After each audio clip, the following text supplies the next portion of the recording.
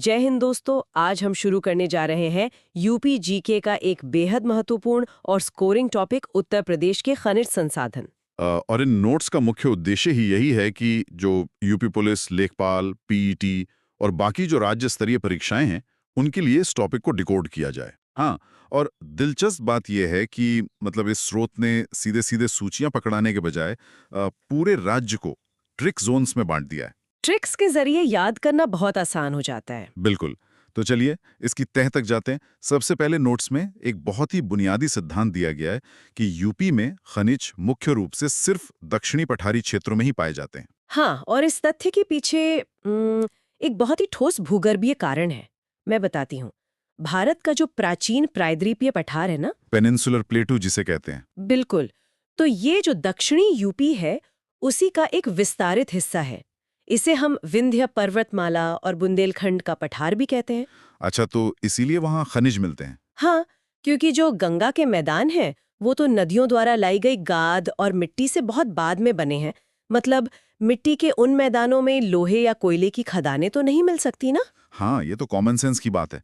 मिट्टी में कोयला कौन से आएगा? सही कहा। खनिज बनने के लिए तो लाखों करोड़ों साल पुरानी कठोर आग्नेय और रूपांतरित चट्टानें चाहिए होती हैं, जो सिर्फ इसी दक्षिणी बेल्ट में मौजूद है। ठीक है। तो अगर खनिज सिर्फ दक्षिण में है, तो इस दक्षिणी बेल्ट को भी कई हिस्सों में समझना होगा।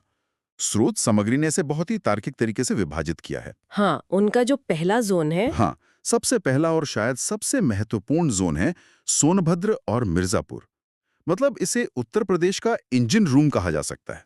इंजन रूम, ये नाम काफी सटीक है। है ना? यहाँ नोट्स एक बहुत बढ़िया ट्रिक देते हैं। ट्रिक है सोना भद्र मिर्जापुर बराबर पूरा खजाना भरपूर। अरे वाह, क्या तुकबंदी है। पूरा खजाना भरपूर। हाँ, तुकबंदी सुनने में तो अच्छी है, लेकिन सवाल यह है कि इस खजाने के अंदर वास्तव में है क्या? मतलब ये ऊर्जा या भारी खनिजों का केंद्र कैसे बन गया? यहाँ सबसे दिलचस्प बात ये है कि ये पूरा खजाना भरपूर सिर्फ एक मुहावरा नहीं है। ये एक भूगर्भीय वास्तविकता है। यहाँ भारी खनिजों का पूरा स्पेक्ट्रम मौजूद है। पूरा स्पेक्ट्रम मतलब क्या-क्या मिलता है यहाँ? मतलब कोयला, चूना पत्थर जिसे लाइमस्टोन कहते हैं, डोलोमाइट, बॉक्साइट और यहाँ तक कि थोड़ी मात्रा में सोना भी मिलता है। सोना? यूपी में? ये तो बहुत कम लोगों को पता होगा। हाँ, और इसके पीछे का विज्ञान गोंडवाना काल की चट्टानों में छिपा है। करोड़ों साल पहले इस क्षेत्र में घने जंगल थे, जो विवर्तनिक यानी टेक्टोनिक हलचलों के कारण जमीन के नीचे दब गए। अच्छा, तो वो जो जंगल दबे वो? हाँ, समय, भारी दबाव और अत्यधिक तापमान के कारण वे जंगल आज कोयले के विशाल भंडार में बदल चुके हैं। लेकिन रुकिए, स्रोत सामग्री में सोनभद्र को सीधे सीधे यूपी का मिनरल हब कहा गया है। हाँ, और सिंगरौली को यूपी की कोल कैपिटल यानी कोयला राजधानी की उपाधि दी गई है। बिल्कुल दी गई है। तो मैं ये सोच रहा था कि क्या ये सिर्फ इसलिए है क्योंकि यहाँ कोयला जमीन के नीचे दबा है, या फिर ये खदानें सक्रिय रूप से राज्य को चला रही हैं? नहीं नहीं, ये सिर्फ एक निष्क्रिय भंडार नहीं है। सिंगरौली से निकाला जाने वाला कोयला उन विशाल तापीय विद्युत गृहों मतलब थर्मल पावर प्लांट्स को चलाता है, जो पूरे उत्तर प्रदेश को बिजली देते हैं। ओहो, मतलब पूरे राज्य की बत्ती यहीं से चल रही है। बिल्कुल, इसी ऊर्जा से भारी उद्योग चलते हैं। और इसके अलावा जो चूना पत्थर और डोलोमाइट यहाँ मिलता है, वो सीमेंट और लोहा इस्पात उद्योग के लिए कच्चा माल है। यानी एक तरफ से ऊर्जा आ रही है और दूसरी तरफ से निर्माण सामग्री। सही कहा। इसीलिए वो जो इंजन रूम वाली उपमा आपने दी ना, वो बिल्कुल सटीक बैठती है। तो सोनभद्र तो ऊर्जा और भारी धातुओं का केंद्र हो गया, लेकिन यहाँ से नक्शे में मतलब थोड़ा पश्चिम की ओर देखने पर एक बहुत ही अजीब स्थिति नजर आती है। आप ललितपुर की बात कर रहे हैं ना? हाँ, मध्य प्रदेश से घिरा हुआ नीचे की तरफ लटकता हुआ एक छोटा सा जिला है ललितपुर। स्रोत सामग्री ने इसे ललितपुर स्पेशल कहा है। ललितपुर सच में बहुत स्पेशल है। मतलब जब मैं यहाँ मिलने वाले खनिजों की सूची देखता हूँ तो सच में दिमाग चकरा जाता है। बॉक्साइट, सोना, तांबा, डाइस्पोर और सबसे चौंकाने वाला नाम यूरेनियम। हाँ, यूरेनियम का नाम सुनते ही लोग हैरान रह जाते हैं। मुझे तो इस बात पर सच भी बहुत संदेह है। मतलब आमतौर पर यूरेनियम का नाम सुनते ही झारखंड के जादूगोड़ा या राजस्थान का ख्याल आता है। बिल्कुल आता है। तो एक कृषि प्रधान राज्य के इस अकेले जिले में यूरेनियम और इतने सारे दुर्लभ खनिज एक साथ कैसे मिल रहे हैं? क्या ये कोई भूगर्भीय विसंगति है? ये संदेह बिल्कुल स्वाभाविक है, लेकिन इसका जवाब पृथ्वी के शुरुआती इतिहास में छिपा है। देखिए, ललितपुर कोई साधारण जमीन का टुकड़ा नहीं है। तो फिर क्या है? ये बुंदेलखंड क्रेटन का हिस्सा है। क्रेटन, ये क्या होता है? क्रेटन पृथ्वी की पपड़ी का वह हिस्सा होता है जो अरबों सालों से स्थिर रहता है। मतलब जिसे हम पृथ्वी का सबसे पुराना और कठोर बेसमेंट कह सकते हैं। अच्छा, बेसमेंट। हाँ, और जब पृथ्वी ठंडी हो रही थी तब मैग्मा के बहुत धीरे धीरे जमने की प्रक्रिया में ये भारी और दुर्लभ तत्व मतलब रेयर मिनरल्स एक ही जगह केंद्रित हो गए। मतलब ये कोई विसंगति नहीं बल्कि अरबों साल पुरानी भूगर्भीय प्रक्रिया का सीधा नतीजा है। बिल्कुल। और इसी वजह से स्टडी टेक ने ललितपुर के लिए जो ट्रिक दी है वो है ललितपुर बराबर full mineral store. Full mineral store, ये ट्रिक तो बड़ी कैची है। मतलब जैसे किसी एक ही डिपार्टमेंटल स्टोर में सारा कीमती सामान रख दिया गया हो। है ना? परीक्षाओं में अगर दुर्लभ या यूरेनियम शब्द सामने आता है तो वो सीधा ललितपुर की तरफ इशारा करता है। ये तो एग्जाम देने वालों के लिए बहुत बड़ी टिप है। और ग्रेफाइट का मौजूद होना ये साबित करता है कि इस क्रेटन की भूगर्भीय परतें कितनी जटिल और समृद्ध हैं। खैर, ललितपुर के इन दुर्लभ खनिजों की बात करने के बाद एक सवाल उठता है क्या सवाल? कि क्या इस प्राचीन बुंदेलखंड क्रेटन में सिर्फ यूरेनियम या तांबे जैसी चीजें ही हैं या अत्यधिक दबाव ने यहाँ कुछ और भी गढ़ा है?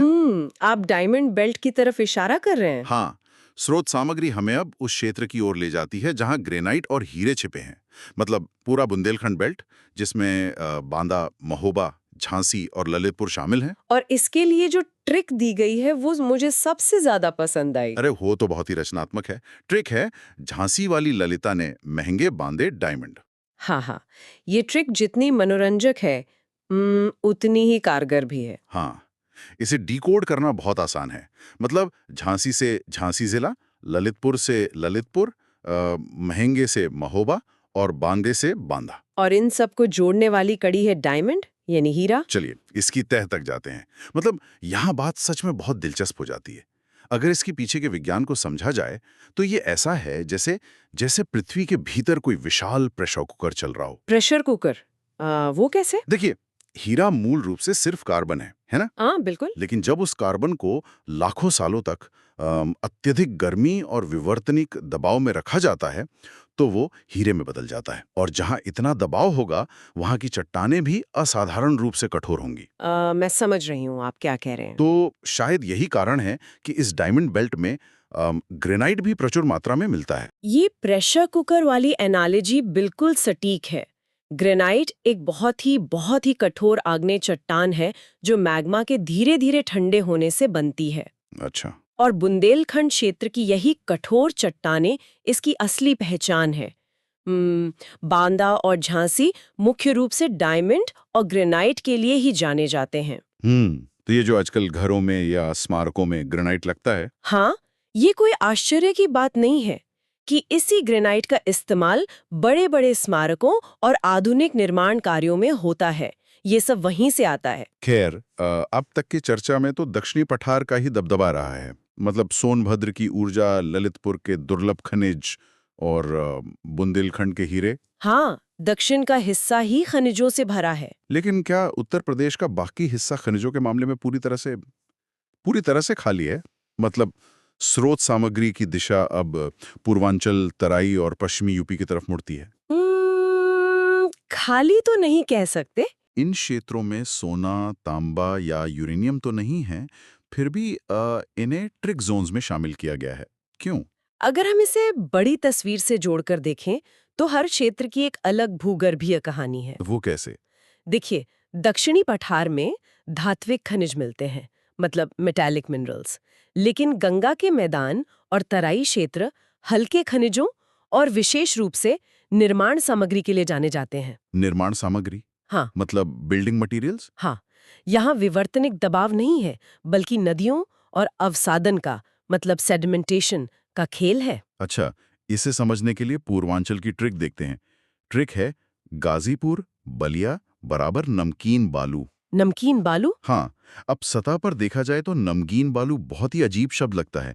मतलब गाजीपुर और बलिया तो गंगा किनारे बसे हैं ना, वहाँ औद्योगिक खनिज कैसे आ गए? क्या नदियों का बहाव अपने साथ खदानें ले आता है? खदानें नहीं, लेकिन नदियों का बहाव खनिजों को छांटने का काम जरूर करता है। छांटने का काम, हम्म। मतलब फिल्टर करती हैं। हाँ, जब हिमालय से नदियां निकलती हैं, तो वो अपने साथ चट्टानों के टुकड़े बहाकर लाती हैं। सैकड़ों किलोमीटर के इस लंबे सफर में नरम चीजें तो घिसकर खत्म हो जाती हैं। अच्छा, तो बचता क्या है? सिर्फ सबसे कठोर कण बचते हैं, और वो है सिलिका।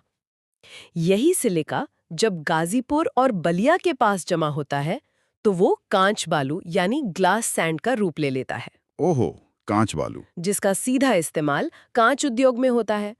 और वो जो नमकीन शब्द है ना, हाँ, नमकीन बालू में नमकीन का क्या मतलब है? यहाँ नमकीन शब्द पोटाश लवण की उपस्थिति को दर्शाता है, जो कृषि और उर्वरक उद्योग के लिए बहुत जरूरी है। मतलब वो रेत जो जो दूर से सिर्फ मिट्टी लग सकती है, हम्म। वो वास्तव में एक बारीक औद्योगिक खनिज है। बिल्कुल। इसी तरह तराई क्षेत्र, हम्म। जो लखीमपुर बहराइच वाला इलाका है, हम्म। उसके लिए ट्रिक है तराई में हल्का सामान। हल्का सामान, हाँ। ये बहुत तर्कसंगत है, क्योंकि तराई एक दलदली और अवसादी क्षेत्र है। यहाँ भारी चट्टानें नहीं हो सकती, इसलिए यहाँ कांच बालू और कुछ लघु खनिज ही पाए जाते हैं। सही कहा। और इसके बाद आता है हमारा पश्चिमी यूपी। हाँ, सहारनपुर मेरठ वाला हिस्सा। यहाँ स्रोत सामग्री ने बहुत ही शानदार ट्रिक दी है। पश्चिम बराबर पक्का मकान। इस पर मुझे थोड़ी उलझन है। उलझन क्यों? मतलब पश्चिमी यूपी तो अपने कृषि विकास और अब जो नए नए हाईवे या रियल एस्टेट बन रहे हैं, उसके लिए जाना जाता है। वहाँ पक्के मकान वाली बात तो समझ आती है, लेकिन लेकिन क्या? क्या सहारनपुर में चूना पत्थर के पहाड़ हैं जो इसे सीमेंट बेल्ट बना रहे हैं? यहाँ भूगर्भीय स्थिति और भौगोलिक निकटता, इन दोनों का मेल है। मैं समझाती हूँ। हाँ, बताइए। सहारनपुर और उसके आसपास का क्षेत्र शिवालिक पहाड़ियों की तलहटी के मतलब फुट हिल्स के करीब है। अच्छा, शिवालिक रेंज। हाँ, तो यहाँ चूना पत्थर और जिप्सम जैसे खनिज अवसादी रूप में पाए जाते हैं। और आपको तो पता ही है, चूना पत्थर और जिप्सम ही सीमेंट बनाने के मुख्य घटक हैं। बिल्कुल। सीमेंट तो इन्हीं से बनता है। इसके अलावा पश्चिमी यूपी में तेजी से हो रहे बुनियादी ढांचे के विकास, मतलब जो इंफ्रास्ट्रक्चर बूम चल रहा है, उसके कारण यहाँ इन खनिजों का रणनीतिक महत्व बहुत ज्यादा बढ़ जाता है। अरे वाह। इसीलिए पश्चिम बराबर पक्का मकान की जो एनालॉजी है, वो पूरी तरह से वैज्ञानिक और व्यवहारिक दोनों है। एक तरह से देखा जाए तो प्रकृति ने राज्य के हर कोने को कोई ना कोई खास जिम्मेदारी दी है। बिल्कुल दी है। लेकिन एक परीक्षार्थी के नजरिए से सोचें तो ये जानकारी बहुत विशाल है।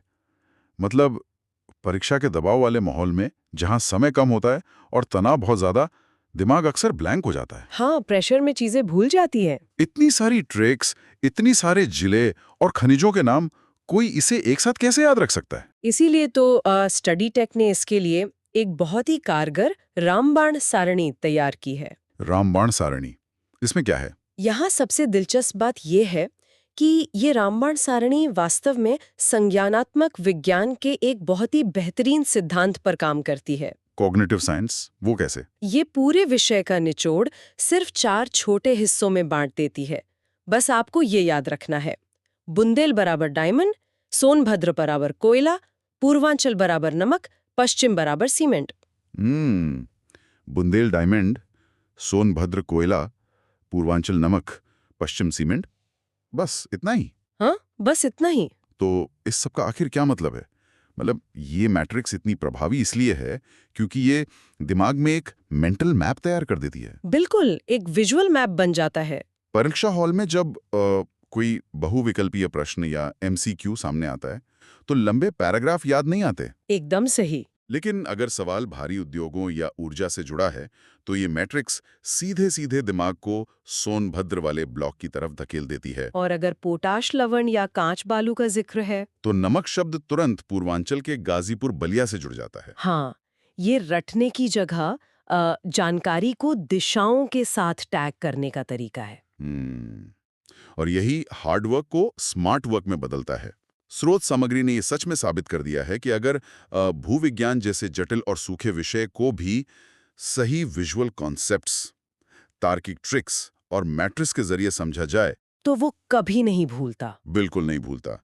ये चर्चा इस बात का सटीक उदाहरण है कि कैसे सही नजरिया किसी भी नीरस डेटा को एक दिलचस्प कहानी में बदल सकता है। हाँ, हमने देखा कि कैसे करोड़ों साल पुरानी भूगर्भीय घटनाएं आज की परीक्षाओं के सवालों को तय कर रही हैं। लेकिन इससे एक बहुत ही महत्वपूर्ण सवाल खड़ा होता है। कैसा सवाल? हमने इन खनिजों को परीक्षा पास करने के नजरिए से तो समझ लिया, लेकिन अगर इसे भविष्य की दृष्टि से देखा जाए, भविष्य की दृष्टि से, हाँ, ललितपुर में यूरेनियम जैसे संवेदनशील तत्व का होना और सोनभद्र में कोयले के अथाह भंडार का होना भविष्य में इन विशिष्ट जिलों के तकनीकी विकास और भौतिक परिदृश्य को किस दिशा में ले जाएगा। ये तो सोचने वाली बात है। जैसे जैसे ऊर्जा और तकनीक की मांग बढ़ेगी, जमीन के नीचे छिपा ये खजाना सतह पर औद्योगिकरण की कैसी नई चुनौतियां और संरचनाएं खड़ी करेगा। क्या ये खजाना इन जिलों के लिए वरदान है या एक बड़ी चुनौती? ये सच में एक बहुत गहरा और विचारणीय बिंदु है।